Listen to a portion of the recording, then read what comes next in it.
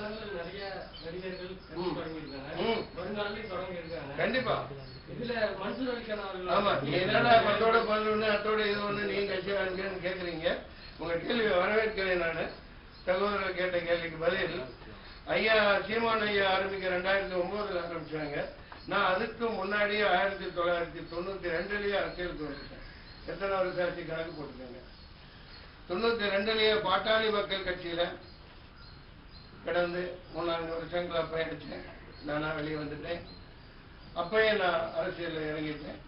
அதுக்கப்புறம் 1999 புதிய தமிழகம் சார்பா இதே பாராளுமன்ற தொகுதியில போட்டிட்டு இருக்கேன். 1 லட்சம் வாக்குகள் கிட்ட வாங்கியிருக்கேன். அதுக்கடுத்து 2009 10 வருடங்களுக்கு 2009 திருச்சியில தனியா நான் நின்னேன், தோத்துட்டேன். அதற்கு பிறகு 2010 1999 2009 2019 எத்தனை ஆண்டுகள் பாருங்க.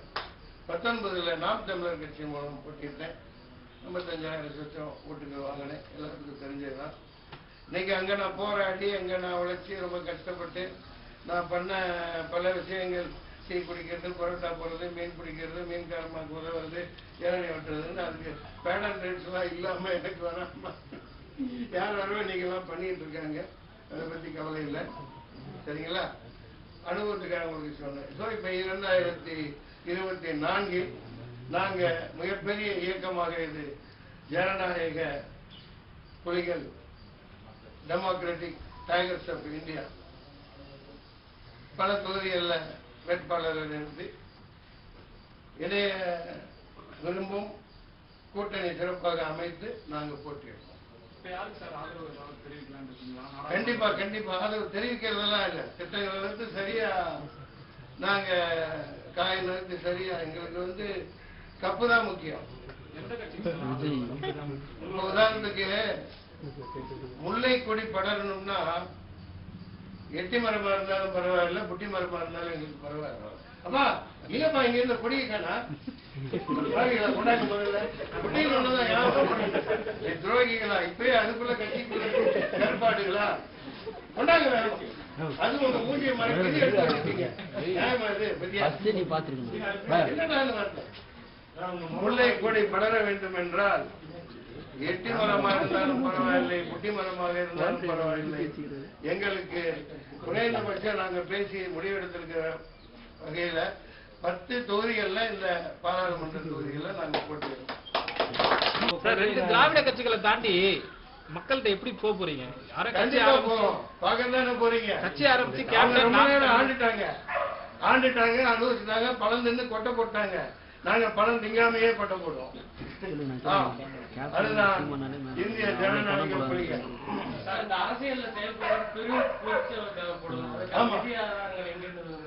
நல்ல கேள்வி நல்ல கேள்வி.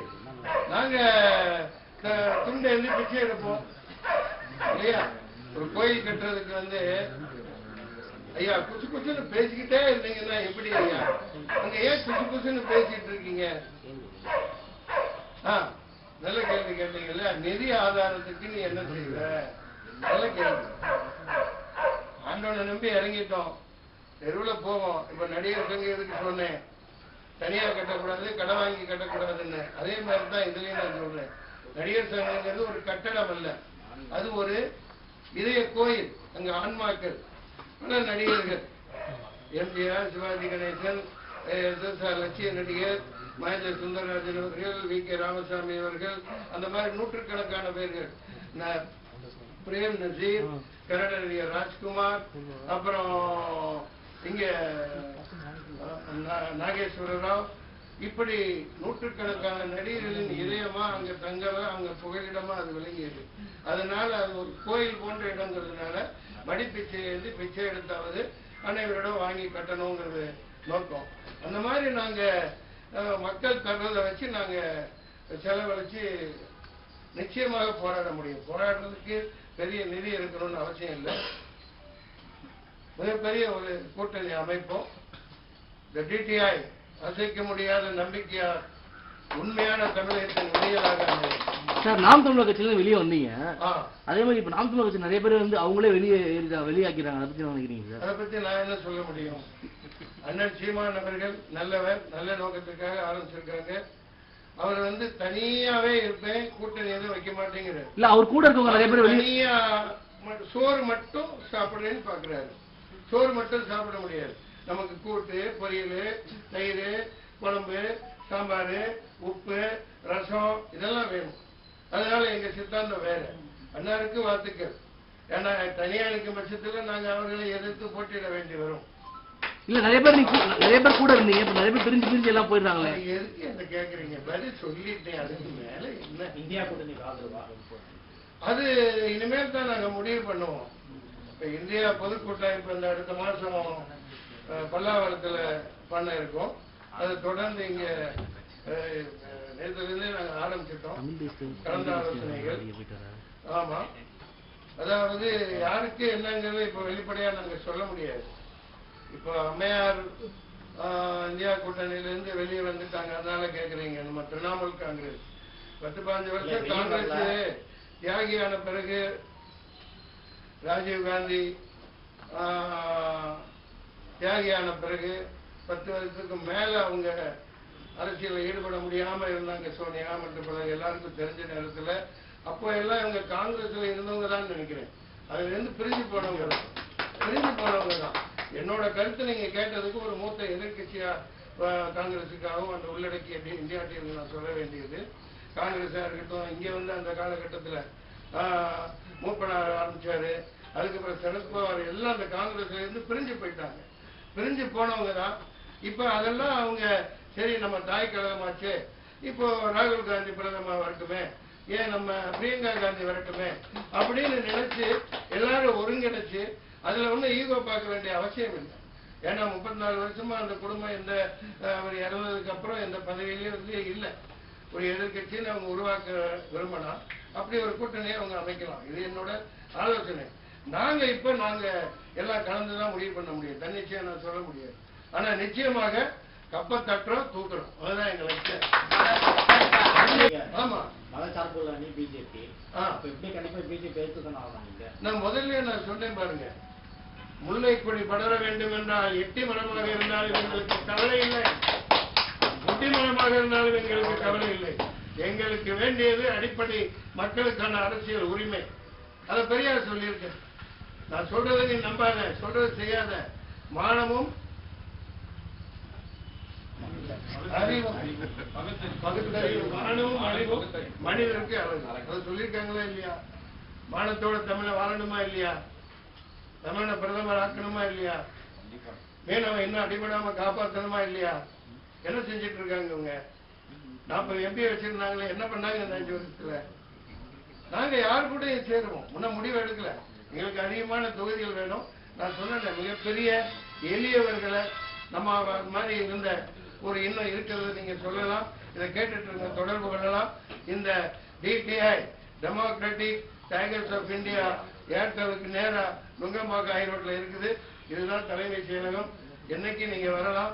அந்த இதுல யூடியூப்ல ஆன்லைன்ல அதற்கான உறுப்பினர்கள் இதெல்லாம் இணையலாம், தொடர்பு கொள்ளலாம்.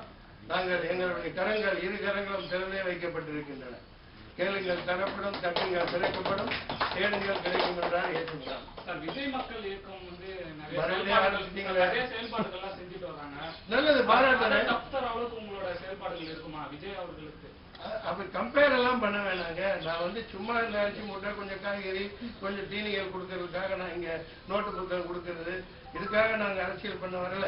விஜய் அவர்களுக்கு அப்படி கம்பேர் எல்லாம் பண்ண வேணாங்க. நான் வந்து சும்மா இந்த அரிசி மூட்டை, கொஞ்சம் காய்கறி, கொஞ்சம் தீனிகள் கொடுக்கறதுக்காக நான் இங்க நோட்டு புத்தகம் கொடுக்கறது, இதுக்காக நாங்க அரசியல் பண்ண வரல. தம்பி, அந்த பிஸ்கட் பாக்கெட் கீழே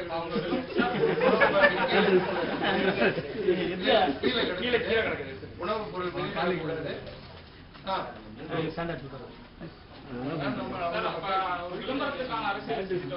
அப்படியெல்லாம் நான் சொல்லல. தம்பி விஜய்க்கு என்னுடைய வாழ்த்துக்கள். நான் மத்தவங்க மாதிரி சீப் அரசியல் எல்லாம் பண்ண விரும்பல. அவர் கோர்ட்ல பிஸியா இருக்க.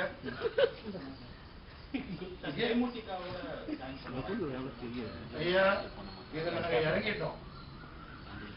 நீங்க தள்ளி விடாட்டியும் கூட நாங்க விழுந்து நீச்சல் அடிச்சுட்டு கப்போட வருவோம். யாரோடய நாங்க பயணிப்போம். எங்களுக்கு அதெல்லாம் கிடையாது.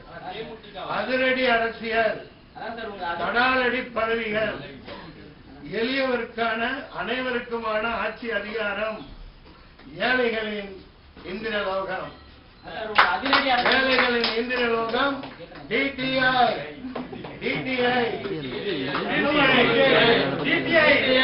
இந்திய ஜனநாயக புலிகள். இந்திய ஜனநாயக புலிகள் கட்சி கழுத புலி மாதிரி சொன்னேன். இந்திய ஜனநாயக புலிகள் ஒரு ஆவேசம். பசியில இருக்கோம் நாங்க, பார்த்து பார்த்து பசியில இருக்கோம். எங்களை ஏமாத்திட்டு போயிட்டே இருக்காங்க. இனிமேல் விட மாட்டோம். வேற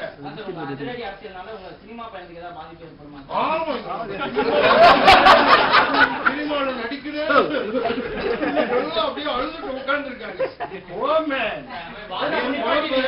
நாளைக்கு கூட ஷூட்டிங் இருக்குது. என் கொண்டாட்டி பிள்ளை நீ காப்பாத்துவேன்.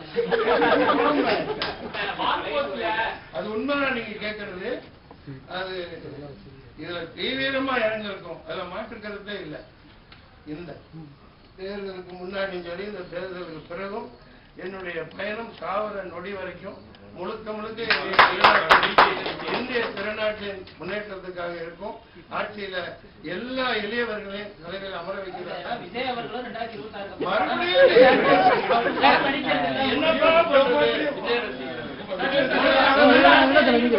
வச்சு இந்த பக்கத்துல இருந்து என்ன மாட்டி விட்டீங்க.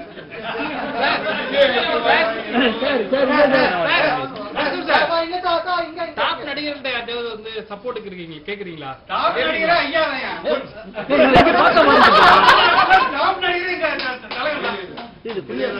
அவை குறிப்பிடருக்கு எடுத்து எனக்கு ஏதாவது ஒரு அரை கோடி ஒரு கோடி வரும்.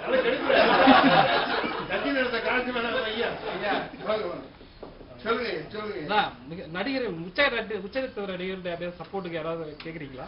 சப்போர்ட்டுக்கு நாங்க யார்கிட்டையும் போக மாட்டோம். இதுக்கெல்லாம் திறந்தே இருக்கின்றன. நாங்க எல்லாரையும் இப்ப பார்க்க இருக்கோம். எங்களுடைய குழுவினர் சந்திக்க இருக்காங்க. அதனால யாரையும் நான் தாழ்த்தியோ உயர்த்தியோ சிறுமைப்படுத்த முடியாது. கூட்டணி எது அமைதோ அவர்கள் கூட நாங்க பயணிப்போம். கமலஹாசன் அவர்கள் கட்சி தொடங்கும் போதும் கட்சி பணிதான் அதிகமா இருக்கும், நடிப்புல இருந்து கொஞ்சம் விலகி இருக்கும்னு சொன்னாரு. வந்து அவர் திரைக்காக அதிகமா கவனம் செலுத்துறாரு. வருங்காலங்கள் நீங்களும் அப்படி முடியாது முடியாது. இப்ப இருக்கிற படங்களும் எனக்கு வர்றதை நடிக்கலாம். ஆனா இது தீவிரமா இறங்கின பிறகு நம்ம அதுல இறங்குறது எப்படி சாத்தியம்னு தெரியல. ஏன்னா எனக்கு இப்ப இந்த முன்னெடுத்தாச்சு, கால் வச்சாச்சு. இறுதி நாட்கள் இப்ப இருக்கிறதுல எத்தனை வருஷம் இருக்க போறோமோ தெரியாது. வாழ்ந்த நாட்கள் வரைக்கும் வாழ போறது ரொம்ப குறையும் இல்லையா? ஐயா எங்க பிரான்சிஸ் அவர் உயிர்த்த முத்துக்கள். ஆமா, 75 வயசு, என்னோட காசாளர். அந்த மாதிரி உண்மையாவே முழுக்க முழுக்க நாட்டுக்காக எங்களை நாங்க அர்ப்பணிச்சுக்கிறதுக்கு ஆயத்தமா இருக்கோம். ஆதரவு வேணும்.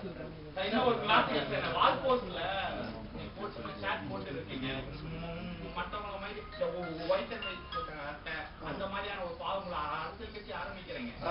போஸ்டர்ல கொஞ்சம் வித்தியாசமா அரசியல் கையெழுத்து கும்புற மாதிரி கொஞ்சம் நல்லா இருக்கும்ல. நல்லது நல்லது. சகோதரர் என்ன சொல்றாரு, ஓட்டு வாங்க போறீங்க, நீங்க இப்படி கும்புற மாதிரி ஏன் போடல? ரிசா கூட இந்த படத்தையே ஏன் என்னப்பா பண்றது? பதில் சொல்ல விடுங்க. இன்னும் சொல்ல நீங்க எத்தாலும் அந்த படத்தை காமிச்சிருப்பாங்க. அது நானா இருக்க விரும்புறேன். நான் கோவணம் கட்டிக்கிட்டு காலையில வயக்காட்டுல இருந்தாலும் நான் எப்படி இருக்கணும் அப்படித்தான் இருப்பேன். ராத்திரியில லுங்கி கட்டிக்கிட்டு படுத்து தூங்குவேன் இல்லையா? உங்க வேலை செய்யல, அதுக்கேற்ற உடைகளை உடுத்திருப்போம். அந்த வெள்ளுடை அணிந்து இதுதான் அரசியல்ல இருக்கணும்னு அவசியம் இல்லை. மக்களுக்கு தெரியும் இல்லையா? மனசு வெள்ளையா